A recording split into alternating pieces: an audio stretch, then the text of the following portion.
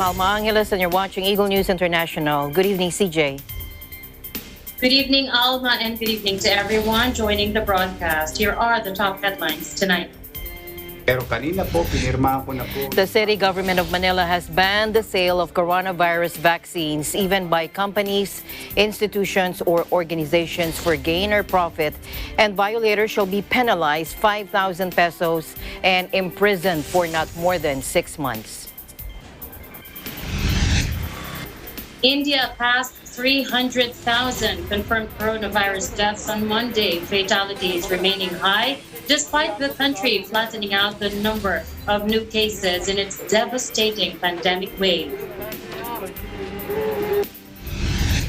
5 people were found choked to death on toxic fumes from the eruption of Eastern Democratic Republic of Congo's DR Congo volcano on Monday as strong aftershocks rocked the city of Goma.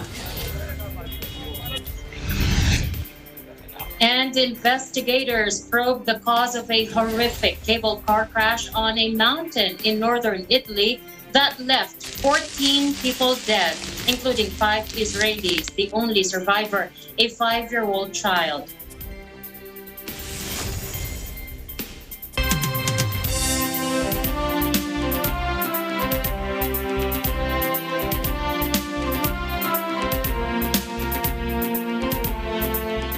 First, here in the country, the city government of Manila has banned the sale of coronavirus vaccines, even by companies, institutions, or organizations for gain or profit.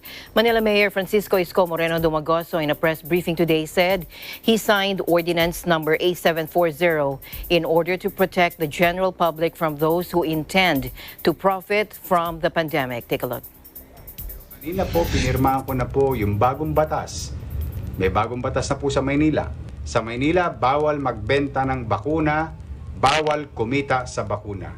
Itong bagong batas na inaprobahan ng Konseho ng Maynila sa liderato ni Vice Mayor Hani Lacuna at sa pamumuno ni Majority Floor Leader Joel Chua at authored by Councilor Jong Isip at 10 ng lahat ng miyembro ng Konseho ng Maynila, may bagong batas po sa Maynila. Bawal po ang magbenta ng bakuna.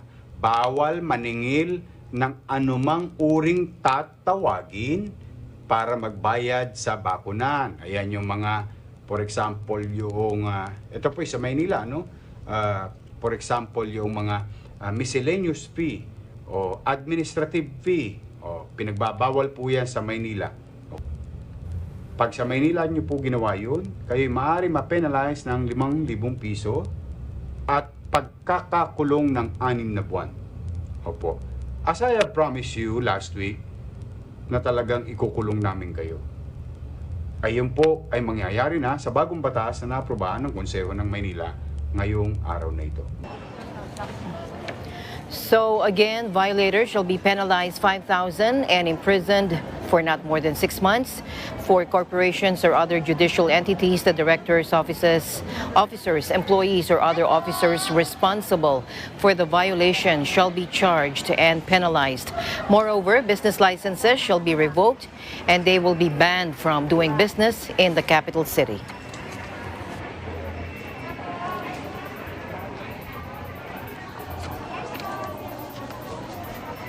No one in the San Juan city government is involved in the alleged selling of COVID-19 jab and vaccine slots, that according to Mayor Francis Zamora today.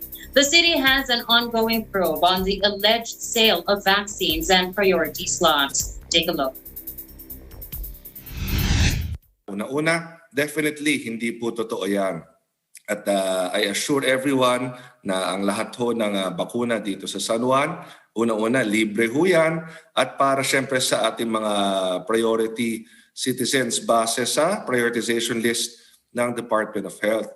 Kung kaya't nung Biyernes din mismo, inatasan ko ang aking mga tauhan na imbestigahan na ho ito. No? So nung Friday pa lang mismo, ay nakontak na namin yung binebentahan. At base dun sa impormasyon na binigay ng binibentahan, ay online niya raw nakita or within social media lang din na meron daw mga vaccines for sale. So nag-inquire siya rito. In fact, alam ko nakapag-usap din sila through Zoom, pero iba raw yung humarap sa kanya, hindi yung mismong kausap niya. At pagkatapos ng kanilang mga usapan ay medyo nag-alangan siya kasi nga it really sounds alanganin, kumbaga. Kaya base rin sa sinabi na sa akin, nagsisi nga siya na hindi niya na i-record yung Zoom conversation nila. Yes, but maliwanag ho na ito isang scam. Mga tao online na nagpapanggap na kaya nilang mag-provide ng vaccines for a fee. At definitely wala hong ganyan dito sa San Juan. In fact, agad-agad kong kinausap din ang aking City Health Officer. And I'm very confident about our people here in San Juan na wala hong nangyayaring ganyan. Hindi ho ganong kadali makapasok sa aming Phil Oil Flying V Center o ang aming vaccination facility sapagkat kinakailangan meron kang confirmatory text para makapasok. No? Hindi yan walk-in. Talagang may online reservation ho tayo, may online registration. At yung mga nasa priority list lamang na na-text sa araw na yun ang makakapasok. So para ka makapasok, halimbawa, if you are a San Juanenyo. Reiterated that the vaccine shot in San Juan is free for all residents and non-residents who are working in the city. The mayor has already coordinated with the Philippine National Police, Department of Interior and Local Government, and the Department of Health.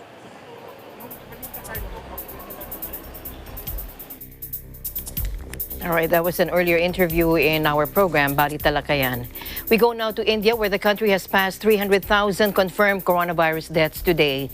Fatalities remaining high despite the country flattening out the number of new cases in its devastating pandemic wave. It became the third country after the U.S. and Brazil to cross 300,000 deaths. Take a look.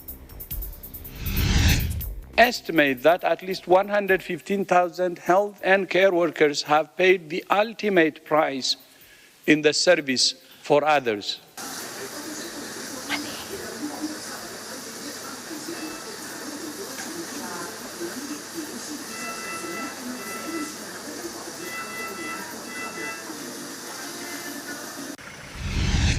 இப்போ அந்த 2 நாளாக வந்து ஒன்றாம் date எல்லா வண்டிக்குமே private வண்டி ambulance எல்லா வண்டிக்குமே பேஷண்ட்டுக்கு எல்லாமே பெட்டு ஓரளவு ரெடி பண்ணி தந்துட்டாங்க.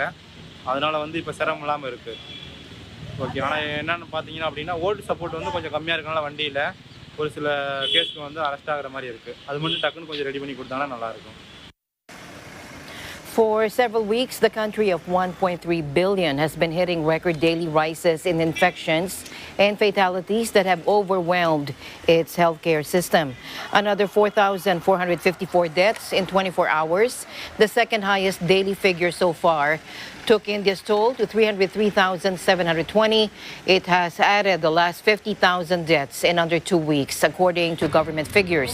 Experts said the real numbers of deaths and infections, now 26.7 million, were probably much higher than the official figures.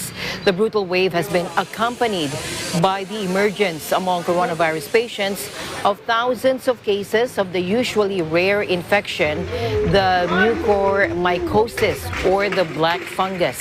The government has given figures between 5.424 and 8.848 for the number across India. Normally it records fewer than 20 cases a year.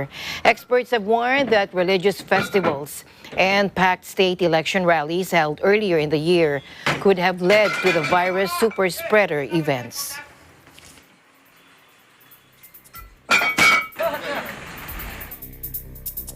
At least 115,000 health and care workers have died from COVID-19 since the beginning of the pandemic, the WHO chief said, calling for a dramatic scale-up of vaccination in all countries. At the opening of the World Health Organization's main annual assembly, Director General Tedros Adhanom Ghebreyesus hailed the sacrifices made by health workers around the world to battle the pandemic. Take a look. Estimate that at least 115,000 health and care workers have paid the ultimate price in the service for others. He said many health workers have since the start of the crisis felt frustrated, helpless, and unprotected with a lack of access to personal protective equipment and vaccines. And they are not alone. He described the overall inequity in access to vaccines as scandalous, warning it was perpetuating the pandemic. More than 75% of all COVID-19 vaccines have gone to just 10 countries. He urged those countries that have large stocks of vaccines to share them and greater cooperation to scale up production and distribution of the jabs.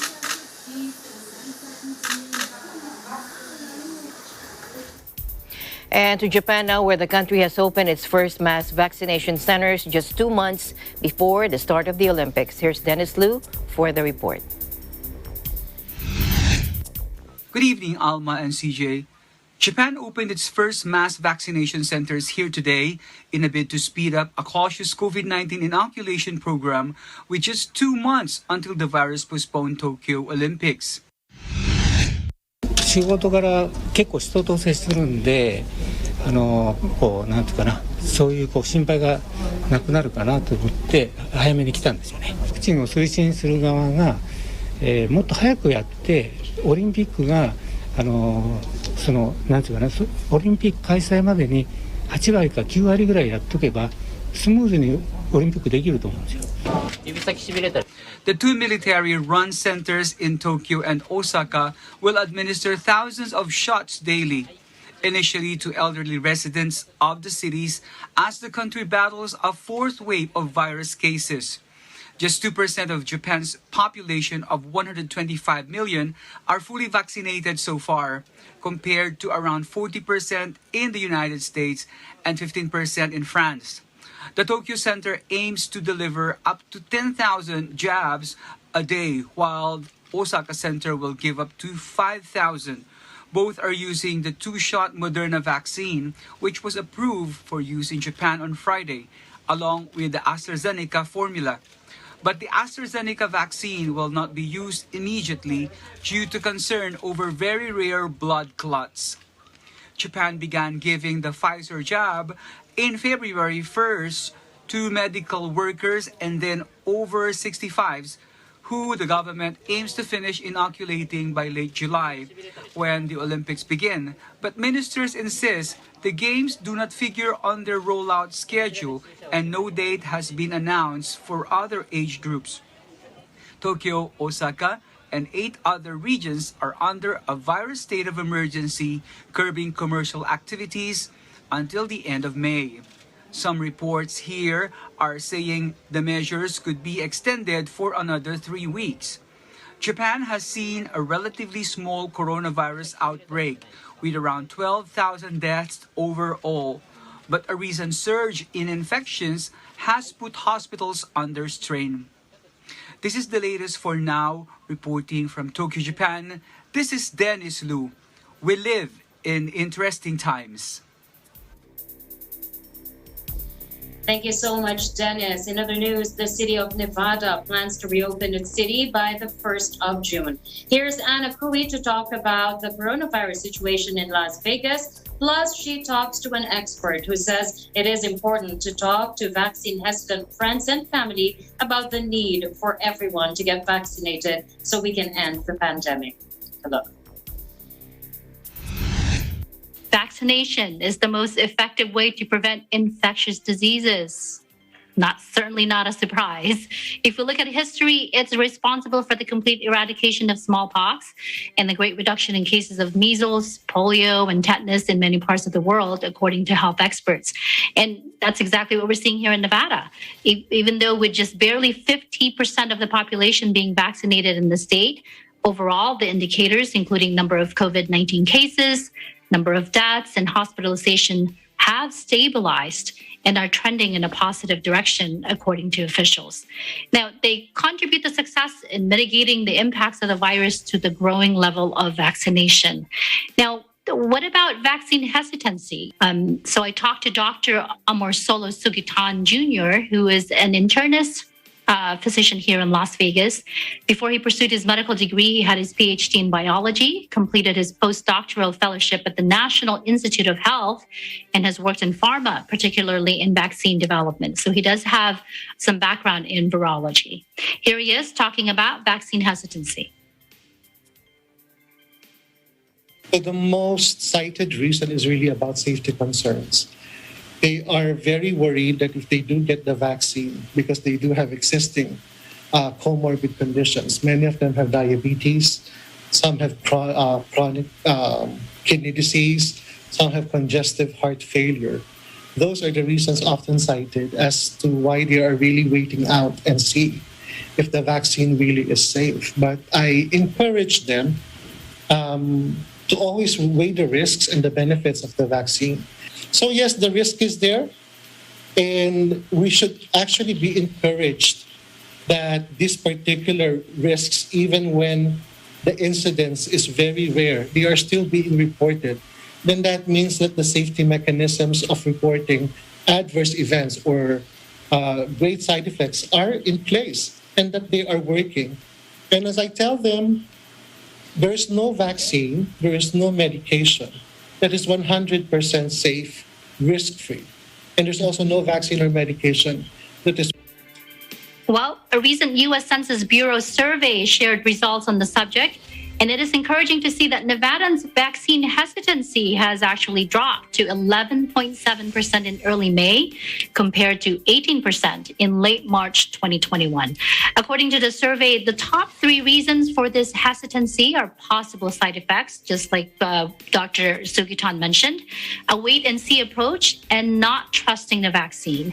Because a lot of my patients, the elderly ones, so these are people 65 and over, they got the 2 shots of the vaccine and they really did not feel anything except for that muscle soreness. Mm-hmm. And I tell them that use that experience in telling other people and convincing them that this vaccine is really safe, because it will mean more coming from a trusted friend or a trusted relative to be able to combat all of the other negative things that are in social media, because this is from a personal experience.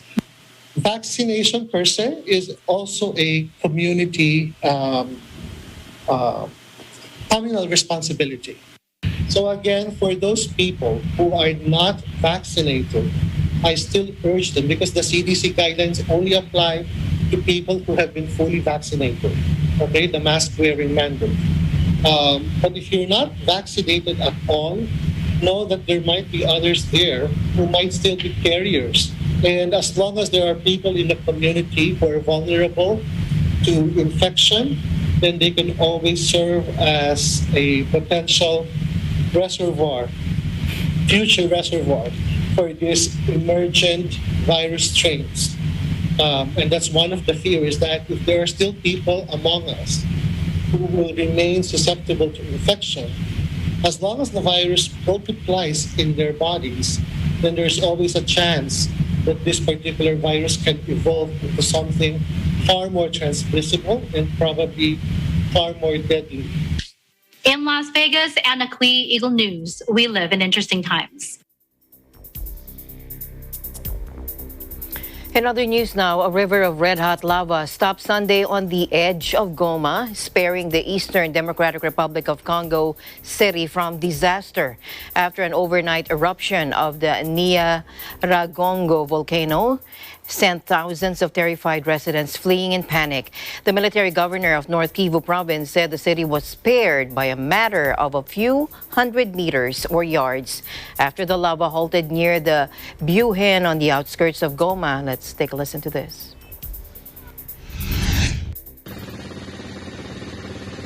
J'étais dans le quartier, j'étais juste dans la maison, j'ai attendu des cris, oh, le volcan est en éruption. Je suis sorti, j'ai vu le ciel était rouge.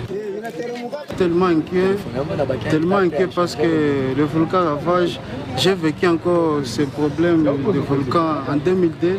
Le volcan avait ravagé tous nos maisons, tous nos biens. Et aussi j'ai encore peur pour ce moment ici. Now, an update now. 5 people were found choked to death on toxic fumes from the eruption of Eastern Democratic Republic Congo's Nyiragongo volcano on Monday, as strong aftershocks rocked the city of Goma. The deaths bring now the number to 20 since Africa's most active volcano erupted on Saturday, spewing red-hot molten lava that engulfed houses in its wake. Tens of thousands of residents had fled the city in panic, around 7,000 of them to neighboring Rwanda when Nyiragongo began erupting Saturday evening.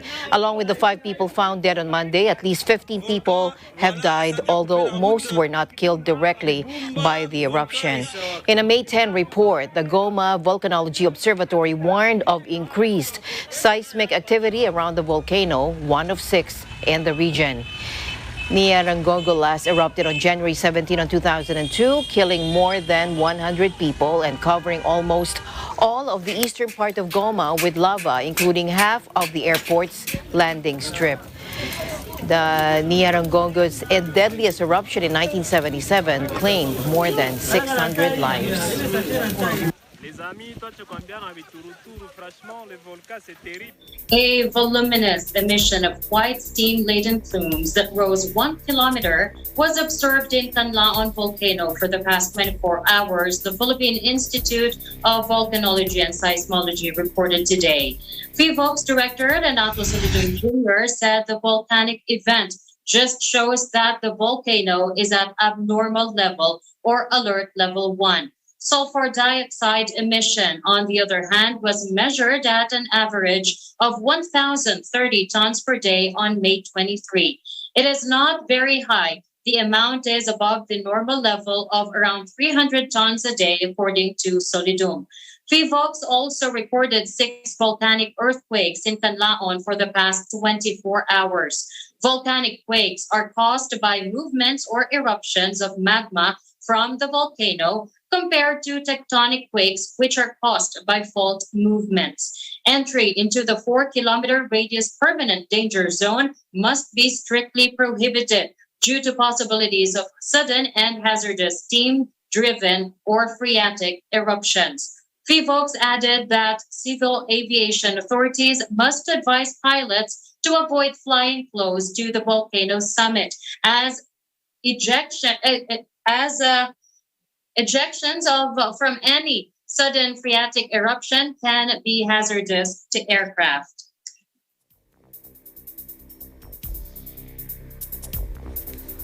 In other stories making headlines around the world, to northern China, where 21 ultramarathon runners died when hail, freezing rain, and gale force winds hit them during a high altitude race. Take a look. Chinese state media shows runners starting out in mild temperatures. They were wearing shorts and t-shirts. The 60-mile race started out in narrow paths of altitudes reaching 9,800 feet. Race organizers claim there were no prediction of extreme weather. But however, a local weather service, the Gansu Meteorological Bureau, had warned of sudden heavy showers, hail, lightning, sudden gale force winds, and other adverse weather conditions across the province in a report dated Friday. Rescuers in winter jackets searched through the night. Provincial authorities have set up an investigation team to look into the cause of the incident. China's top sports governing body has issued instructions to the country's sports system to improve safety management in sports events.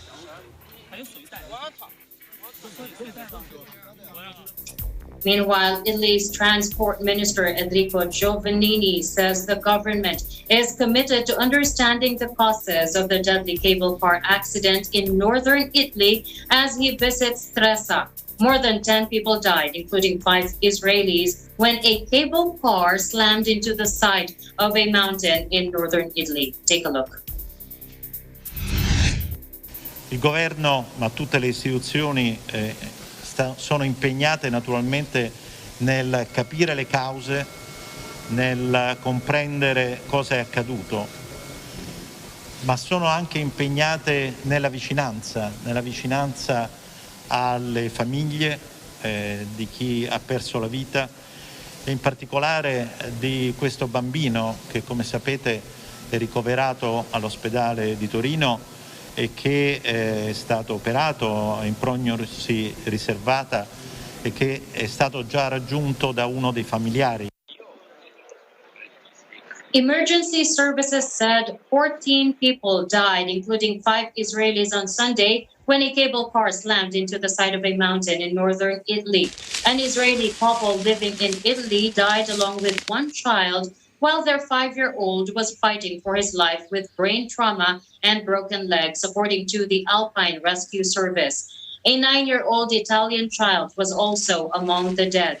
The Ministry of Infrastructure said in a statement that the accident occurred around 12:30 p.m. or 10:30 GMT as the cabin with 15 people aboard and a maximum capacity of 35 was about 100 meters from the summit. The ministry said the accident appeared to have been caused by a ruptured cable near the top of the route. Stresa Mayor Marcela Severino said the cable car began to go backwards and probably hit a pylon.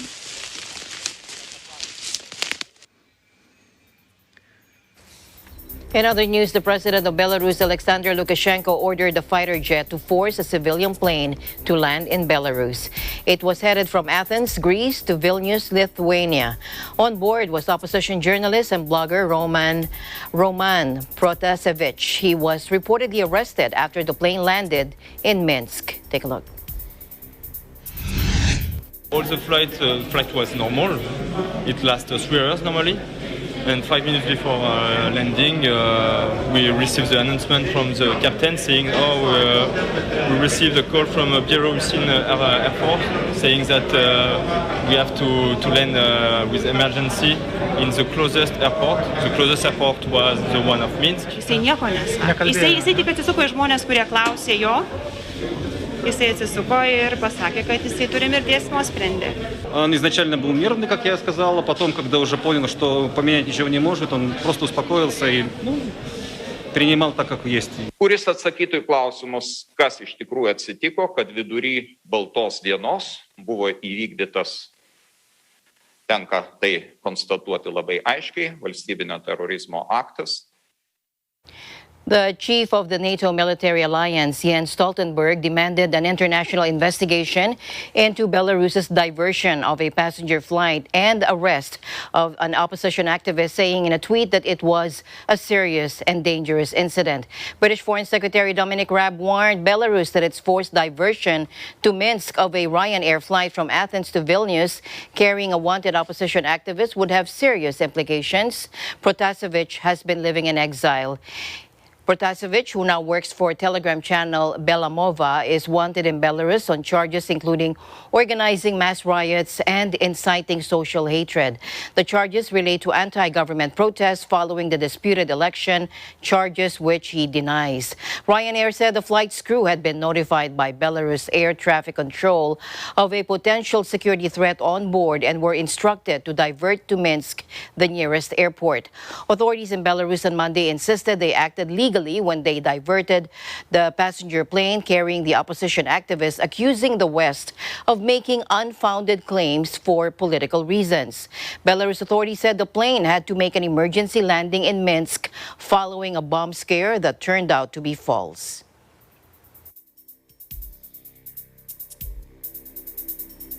In other news, supporters and relatives of George Floyd march ahead of the first anniversary of his murder by a white policeman, a killing that sparked protest against racial injustice across the United States and around the world. About 1,500 marchers in Minneapolis listened to speeches and joined members of the Floyd family and relatives of other Black or people who died in encounters with the police. Take a look. Tuesday will be a year. It has been a long year. It has been a painful year. It has been very frustrating.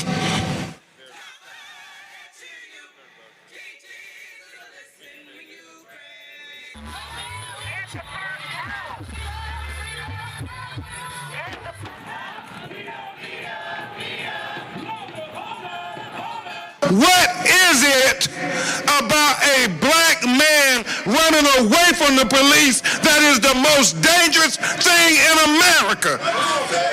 I mean, you have young white men who are confirmed mass murderers, and yet the police can take them alive.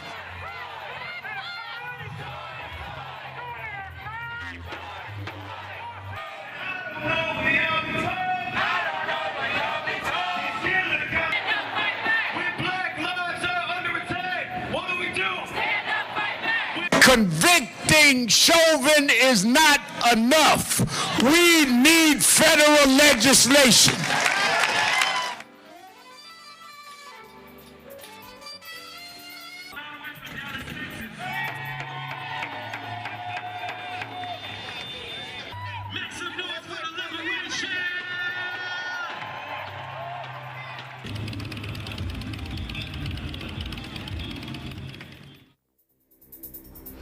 Myanmar leader Aung San Suu Kyi on Monday voiced defiance as she made her first court appearance since being detained in a coup, vowing her ousted political party would live on. First, let's listen to her lawyer.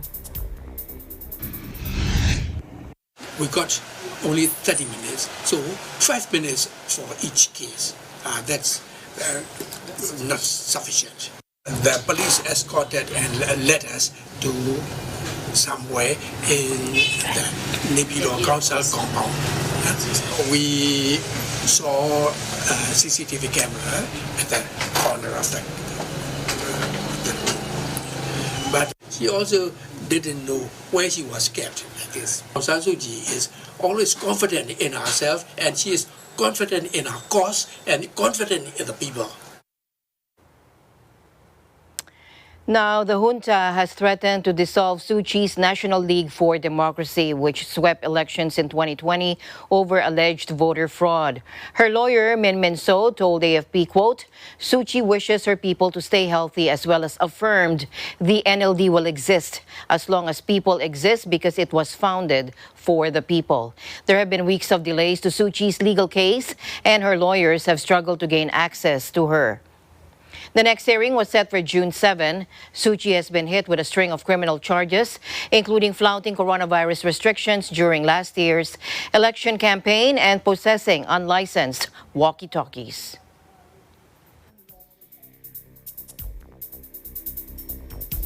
Meanwhile, a 39-year-old British woman died in a Cypriot hospital after a blood clotting incident after receiving the AstraZeneca COVID-19 vaccine, the official Cyprus news agency said Monday.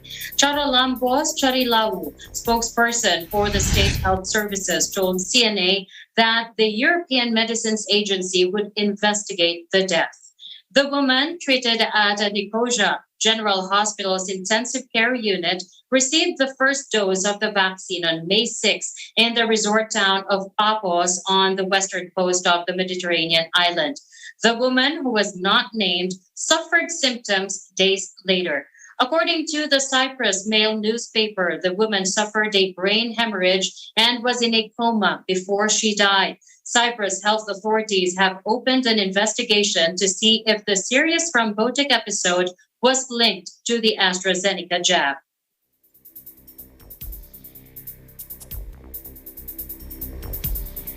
Meanwhile, a study by the Public Health England, or PHE, has found that both the Pfizer and AstraZeneca jabs are highly effective at protecting people from the strain of the virus first found in India.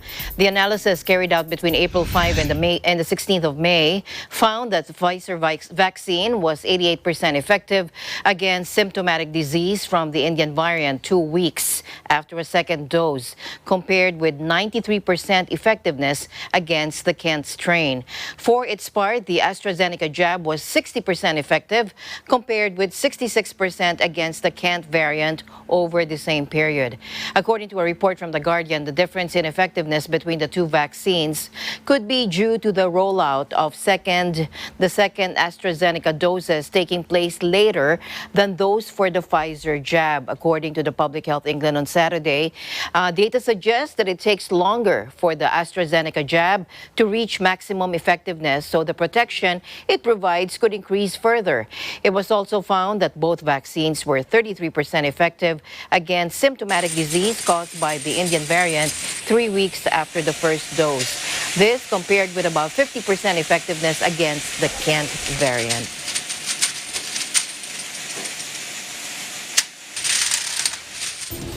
And CJ and I will be back right after this short break.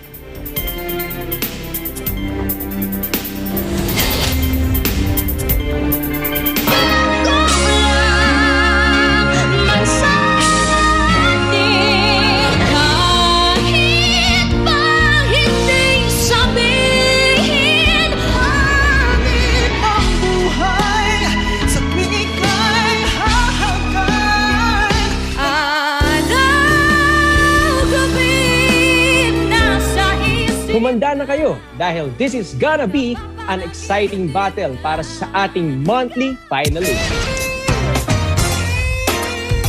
This is Tagisan ng Galing Part 2 Singing Edition.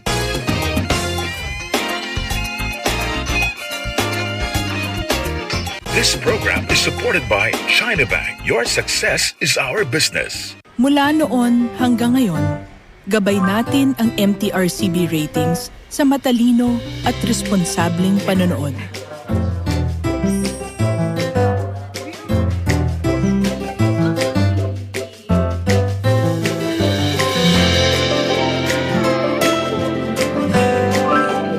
Sa tamang pagsunod sa MTRCB ratings, ginagawa nating ligtas at makabuluhan ang panonood ng bawat miyembro ng pamilyang Pilipino.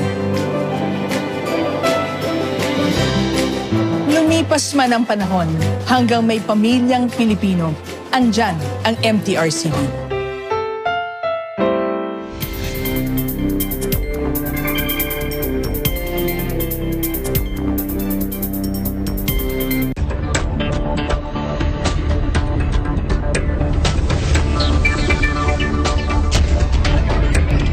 Welcome back to the news. San Miguel Corporation, or SMC, through SMC Infrastructure, opened Monday the southbound Quirino exit of the Skyway Stage 3 elevated expressway to Class 1 vehicles, allowing motorists coming from Balintawak and Quezon Avenue to directly reach Manila within less than 20 minutes from 1.5 hours without traffic. The opening was led by Department of Public Works and Highways Secretary Mark Villar and SMC President Ramon S. Ang. Ang said the opening of the Quirino southbound exit will greatly improve accessibility from Quezon City and Manila. The Skyway Stage 3, formally opened in January 2021, connects Buendia to Balintawak and vice versa. Together with the Skyway 1 and 2, the Skyway system is a 38-kilometer elevated expressway with 36 on- and off-ramp access points that greatly improves accessibility, transportation, and traffic conditions throughout Metro Manila.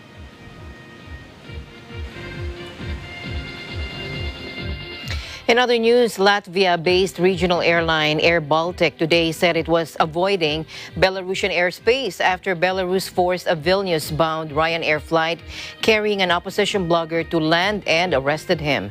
The airline said that in line with a recommendation from the European Union Aviation Safety Agency, or EASA, so far 2 of its flights to Ukraine and Georgia had been rerouted to avoid Belarusian airspace. EASA spokeswoman Janet Northcote said the Cologne-based agency was monitoring the situation from a safety perspective and had contacted the national aviation authorities of the 27 member states on Sunday to raise awareness of the situation. Lithuania and Latvia on Sunday called for all international flights to avoid Belarusian airspace as a sanction against Belarusian authorities.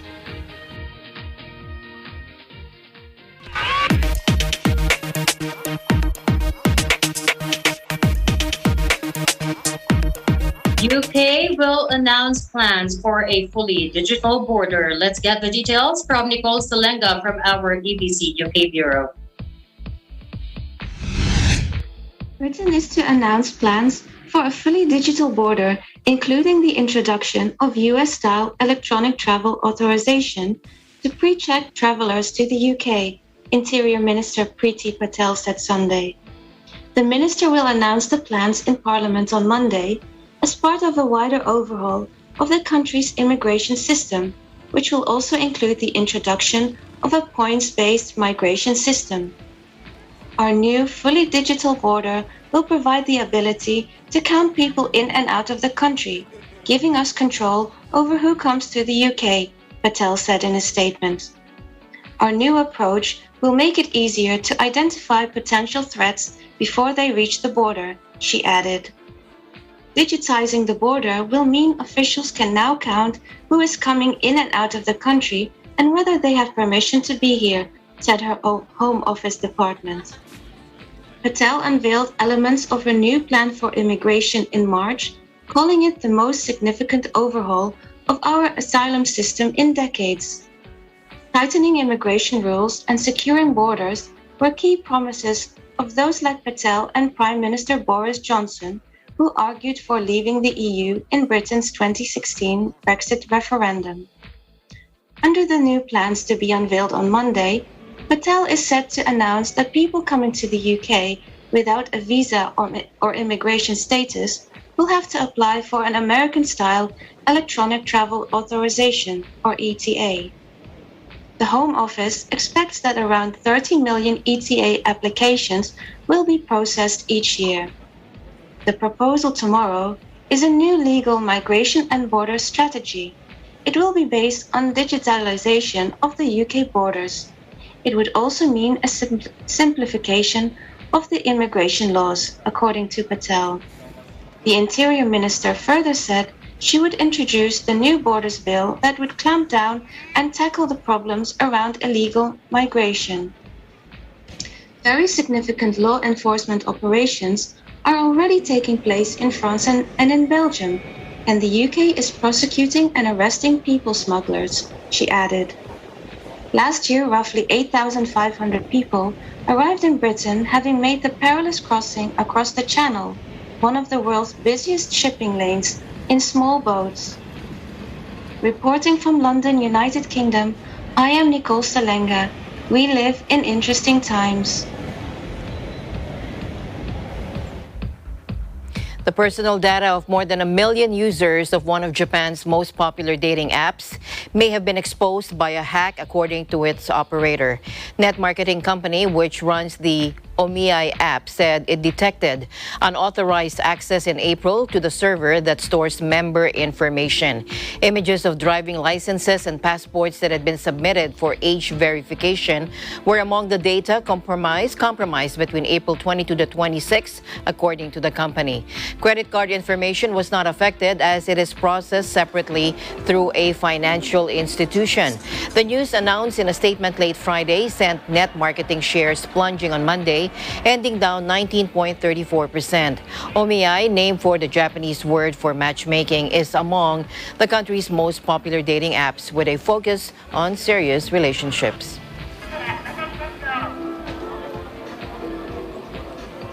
Eagle News will be back with more updates. Please don't go away.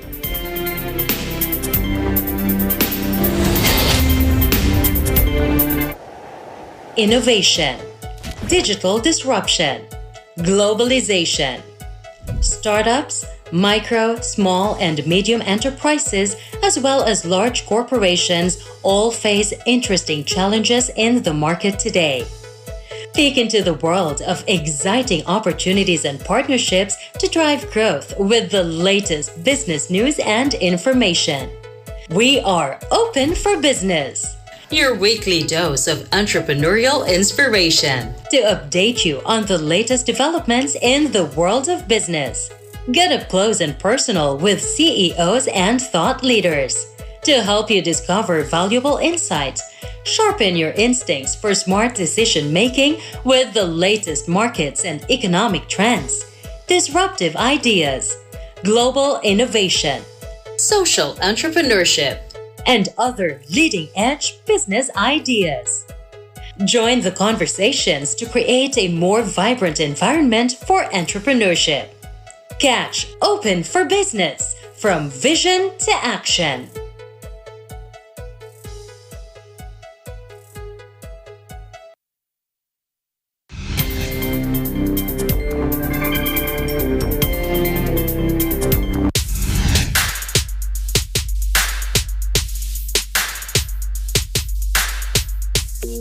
Welcome back to the news. Indian authorities on Monday ordered the evacuation of nearly 500,000 people out of the path of a new cyclone heading towards eastern India, just 1 week after another deadly storm smashed into the west coast. The cyclones are hitting as India reels from a surge in coronavirus infections that has plunged the healthcare system into crisis and pushed the country's COVID-19 death toll above 300,000. Experts say storms off India's coast are increasing in frequency and intensity as climate change warms ocean waters. The India Meteorological Department said Cyclone Yas had formed in the Bay of Bengal and was expected to barrel into the West Bengal and Odisha states on Wednesday. Neighboring Bangladesh has also been put on alert. Yas could pack gusts of up to 185 kilometers or 115 miles per hour as a very severe cyclonic storm at the time of landfall, according to the department.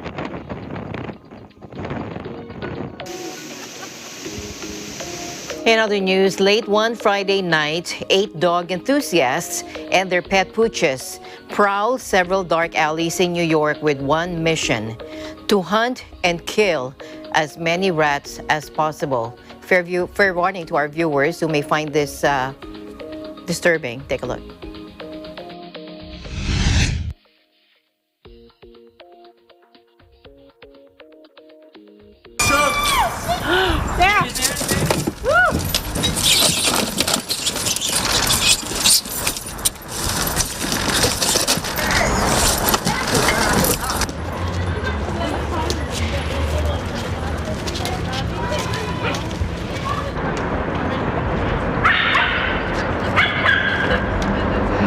Going. There he is. Oh, no. He doesn't want it. What do you think? No? Yeah! Yeah! That's what I'm talking about. I got my rat killing dog. He's killing a rat. All right, get him out so he doesn't bleed on the sidewalk. It's a big one. It's a big one. We joke about it, but we're not out here to kill stuff.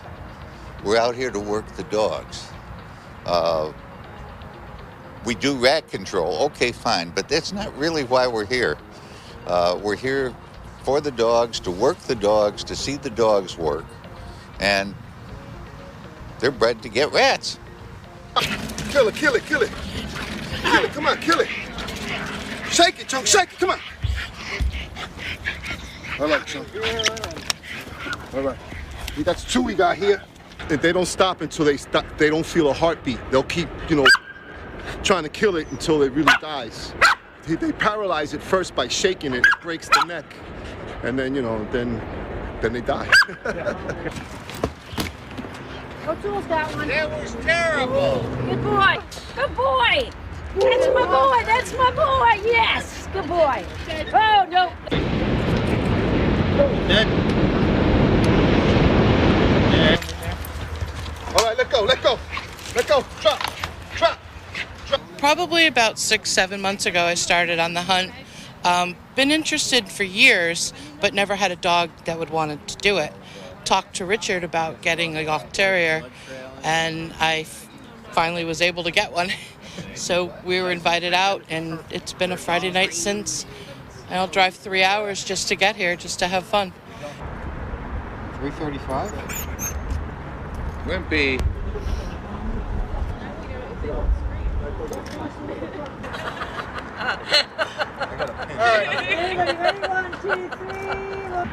I love it. The dogs get to do something they really love to do. It helps the community. It's fun. It's good for them. We have fun because we see they're having fun. That's I don't know what that is. That's like a mud, I guess. I don't know. What kind of dog? We got a couple of babies here. This is okay. We usually have better nights. We usually do 40. We usually have 40 rat nights. Tonight, 26. Seems coming here a little too often.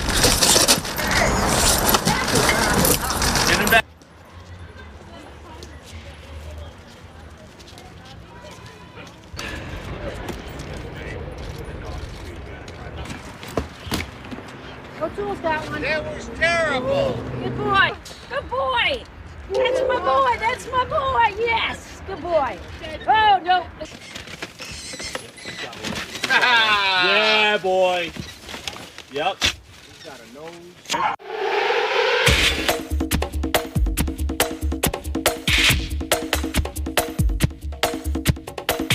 Finally, in our news, Japan's gun laws are so strict that the national shooting team's coach can't even touch a weapon. So it's no surprise Olympic organizers have had to blast through red tape to prepare for the games. Take a look. ガンをしまう専用のロッカーを自宅にちゃんと置いてあってそこにしまわなきゃいけないんですね。でそのロッカー自体はロッカーごと、持っていけないようにそのロッカーは壁にちゃんと固定しておかなきゃならない。それから、そのロッカーを壊して銃を持ってったら撃てる状態じゃまずいので、銃もですね分解をして同じロッカーの中に組み立てれば銃ができちゃうようにしちゃいけないんです。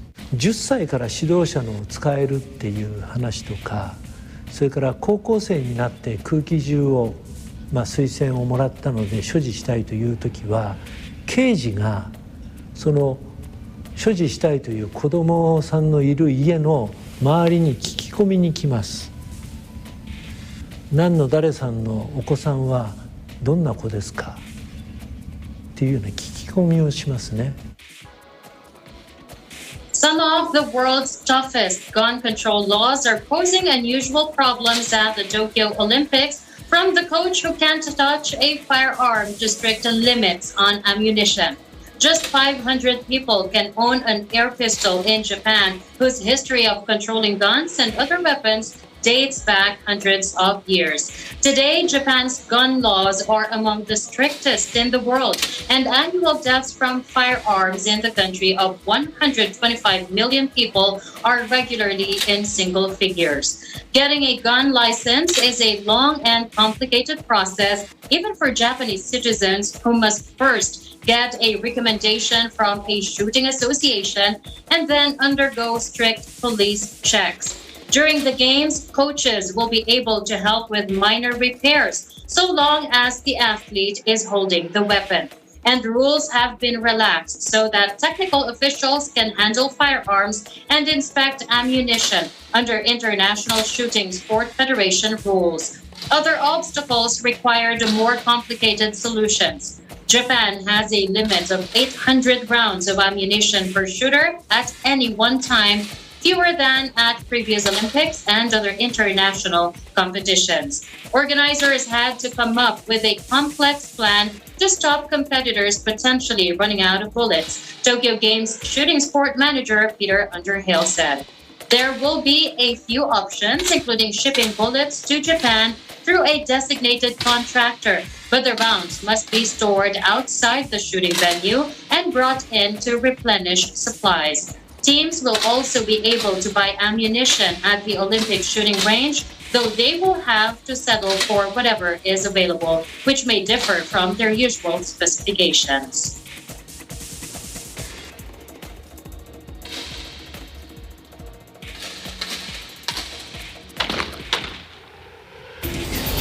Tough rules.